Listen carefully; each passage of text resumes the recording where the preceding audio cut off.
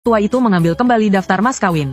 Kertas itu langsung berubah menjadi abu di tangannya. Tidak perlu menyulitkan. Dengan menantu kami di sini, tuan kami tidak akan menyentuh anakmu.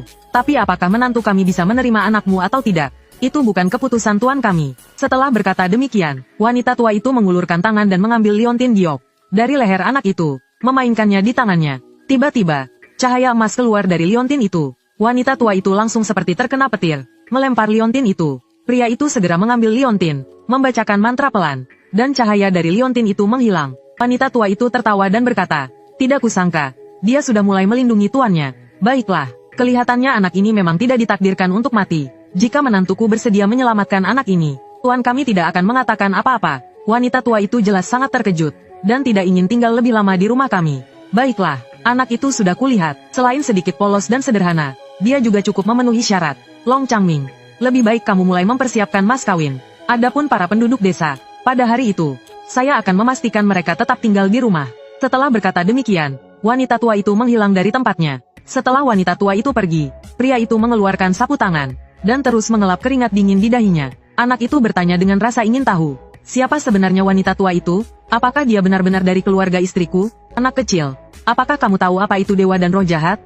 Setelah berkata demikian, pria itu pergi keluar dan mengambil meja persembahan. Dia juga dengan keras membuang dupa 4 batang yang belum habis terbakar. Dupa 4 batang itu adalah, kata-katanya tiba-tiba terhenti di tenggorokannya. Tapi bukankah keluarga istrimu tinggal di kolam naga? Kenapa wanita tua itu bisa menjadi hantu? Apakah mungkin dia hantu air? Kemudian pria itu berkata dengan serius, "Sepertinya aku harus pergi ke rumah nenekmu sekali lagi. Dalam beberapa hari ini, tetaplah di rumah dengan baik. Apapun yang terjadi di luar, jangan keluar." Setelah itu, dia mengeluarkan selembar kertas, menggunting beberapa sosok kertas kecil, dan melemparkannya ke tanah.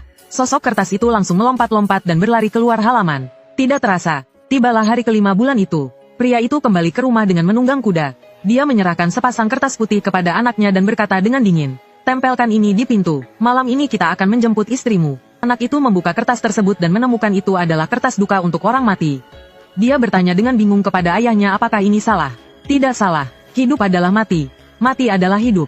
Ayah sudah mendekati ajalnya. Lebih baik kita rayakan pernikahan dan duka bersama-sama. Aisun, hidup dan mati adalah takdir. Kekayaan ada di langit, jangan bersedih. Kemudian pria itu dengan tegas mulai menyampaikan pesan terakhirnya. "Nanti, setelah tengah malam dan pernikahanmu selesai, masa hidupku akan habis. Saat aku mati, kamu tidak boleh menangis. Saat itu akan ada 8 peti mati yang datang. Akan ada 8 orang yang membawa peti mati itu. 8 pembawa peti itu akan tinggal di rumah kita. Sampai tubuhku mulai kaku. Mereka baru akan mengurusnya. Selama waktu itu, akan ada banyak orang asing yang datang. Ada yang merupakan teman lamaku. Ada juga musuhku. Bahkan ada